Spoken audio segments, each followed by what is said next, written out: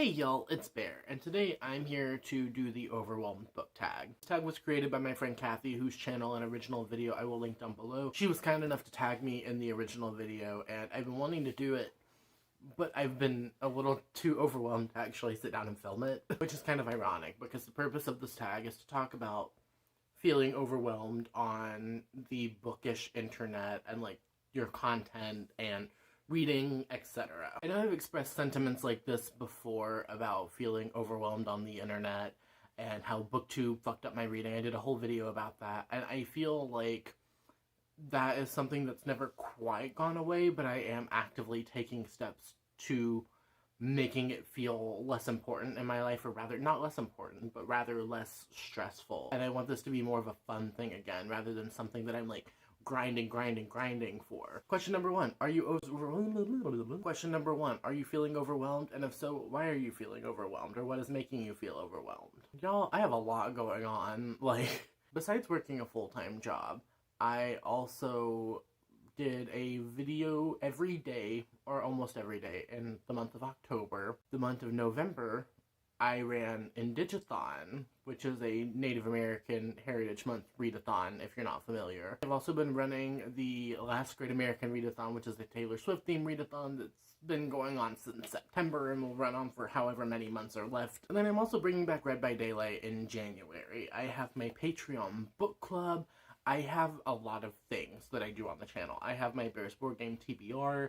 I have secret vlogs I want to do. I have just so much, and whenever I look at it in that sense, it does feel a little overwhelming. I honestly feel like a lot of my stresses come from my real life rather than like my YouTube channel now. It used to be the opposite, where my real life felt fine and I was doing very good in my real life, but my YouTube channel was causing me stress, and now it's more so like my personal life and my friendships, and like the world just being a complete mess right now. It's the issue of being 25 and having no real deep personal connections with people in real life and feeling like it's impossible to form those because you can't spend time with people right now. It's being terrified that I'm gonna get sick and die if I go to like Publix to get trash bags, even though like I'm fully vaccinated and wear my mask everywhere. So I think it's more so just like the current state of the world, as well as being a 25-year-old and not really having a direction to go with my life. I kind of want to go to college and get a degree. I want a dog. I want a cat. Do I want children? Probably not. Do I want to go in debt? No. I don't have a car. I don't have, like... I don't know how to be an adult. And I'm at that age where online I feel like I look like I have my shit together, but I don't. I'm a 25-year-old who has no idea what in the world they're doing. BookTube and everything that I do online currently is more of a welcome distraction, so I don't have to think about the fact that I don't have a path set for my life. I can entertain myself with doing like the board game TBR and running a readathon and making like cute graphics on the internet. For me, it's fun, and it's a passion project, and it's a distraction from everything else outside of it. Number two, tell us about the TBR that is lurking over your shoulder.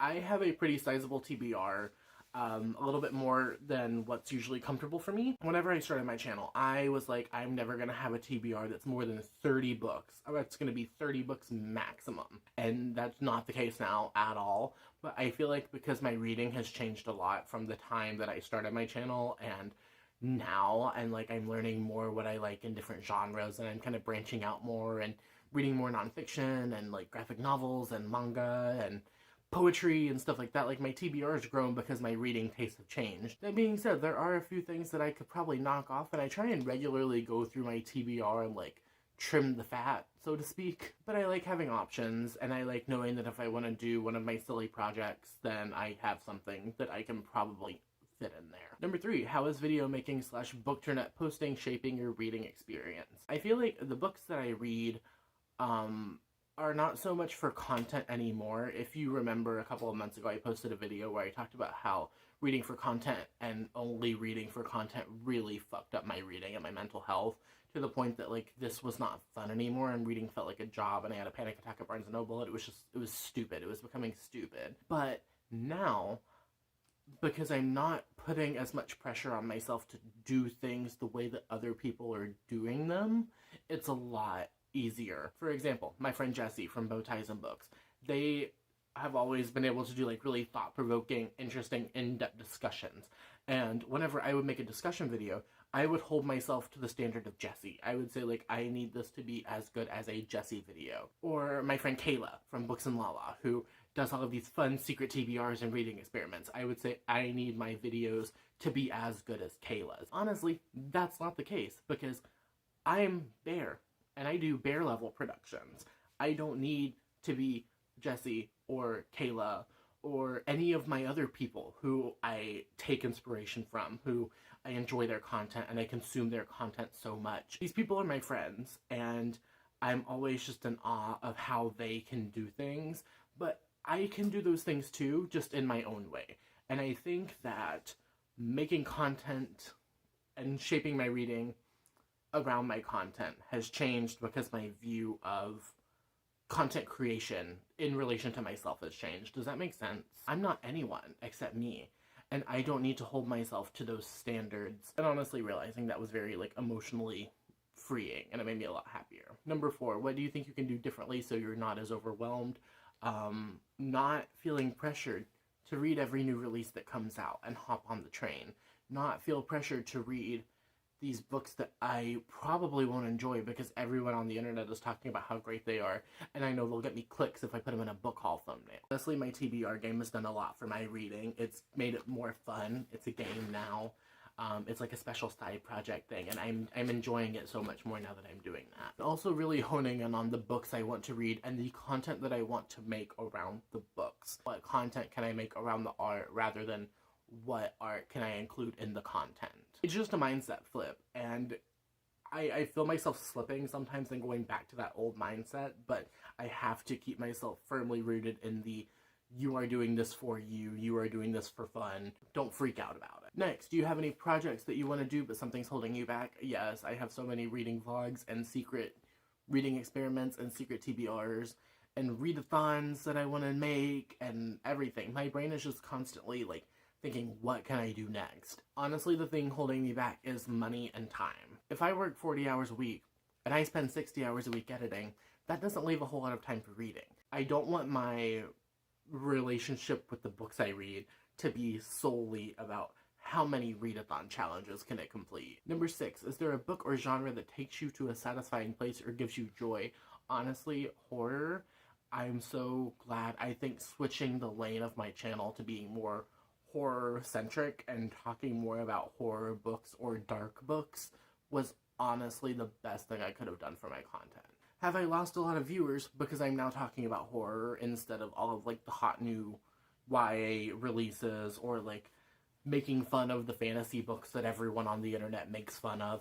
Yes, but for me, it's such a better relationship, and I have fun making videos. I have fun sitting down and thinking, what can I talk about today in the horror genre? What can I talk about today with like atmospheric fall vibe books? What can I talk about today with like these kind of fucked up middle grades? It's made me feel less confined to doing what I feel like I need to do and talk about what I feel like I need to talk about. What's going to get the most clicks, what's going to be like the hot new thing, to the point where I can just have fun and talk about things that I like and talk about things that I know a lot about. And that's not to say I'm not reading fantasy or romance or sci-fi or anything like that, because I totally am. But now I know more specifically what I like in the genre, and I like horror more as a whole genre rather than like books with specific tropes. Number 7, how much does FOMO play into feeling overwhelmed? And honestly, not anymore. I don't let myself worry about the fear of missing out. Occasionally it pops up where I'll see everyone hauling the same book, and I'm like, oh, I need to go pick that up so I can talk about it whenever everyone else is talking about it. And then I remind myself, like, no, you're saving up for things. You are trying to be smart with your money right now. You have a ton of other books that you need to read that could fulfill the same feeling that you could get reading this one. I don't worry about what other people are doing at this point. I don't look at other people's things and think, ooh, I want to be a part of that. Or, let me rephrase that. I don't look at other people's stuff and say, ooh, I should do that too. I look at other people's stuff and I say, Good for them. That looks fun. So I think, honestly, it used to be a huge part of my experience online, especially whenever I first started. Like, everyone was doing secret TBR videos, or everyone was doing readathons, or everyone was doing this or that or the other, and I was just like, I want to do all of this so everyone will be interested in what I'm putting out. I couldn't quit scrolling on Twitter because I wanted to see what everyone was talking about. I wasn't taking time for myself to do anything or make anything that I wanted to make. I don't care anymore. Like, good for you. You do the things that are fun for you. But I can't. You're not doing these things with the intention of me joining in. So why do I feel pressured to join in? I honestly feel like this is a topic for another time. Let me know if you want a whole discussion video about this, because I've been planning it. But the way that we discuss the BookTube community sometimes, I feel like, can lead to pressure of fear of missing out, of needing to do the things that everyone else is doing, because we talk about how we're such a tight-knit, like, community, that it gets in your head like, oh, I need to be a part of the community, so I need to do this, that, and the other, instead of doing what you right there, you want to do. Number 8, is there anything specifically because of BookTube or BookJournet posting that you do that you would probably drop if you weren't on it?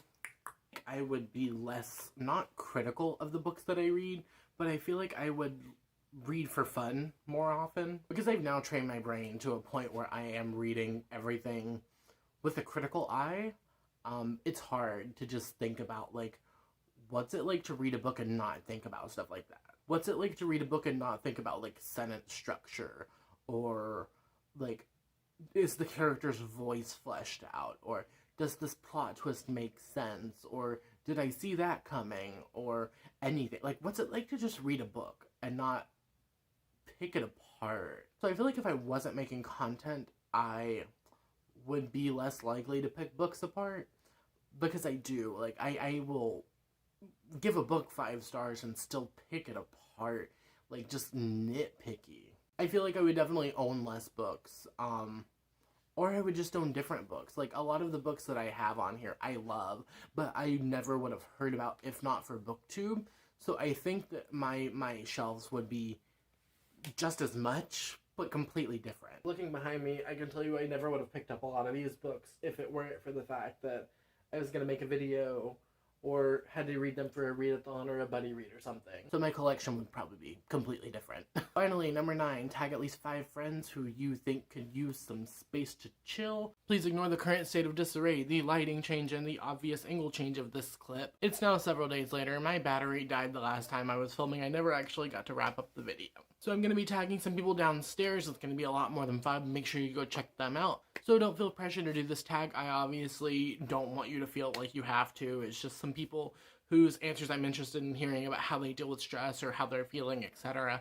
And if you're feeling stressed out or overwhelmed with BookTube, or you just want to do the tag, you can totally say that I tagged you, that's fine. That's all I have for you today. If you enjoyed hearing my thoughts on this matter, then you can let me know by liking, subscribing, sharing, hitting the bell, etc., as well as answering the comment question of the day. Comment question of the day, I want to know how you deal with stress. What do you do to, like, relax and come down whenever you're feeling overwhelmed?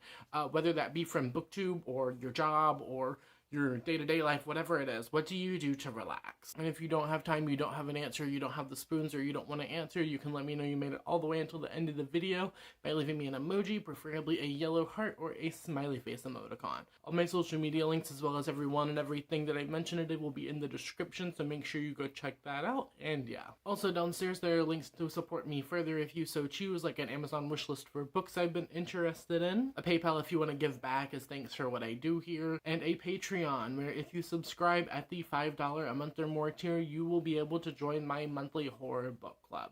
All of that's downstairs. If you're interested, cool. If not, don't feel obligated to.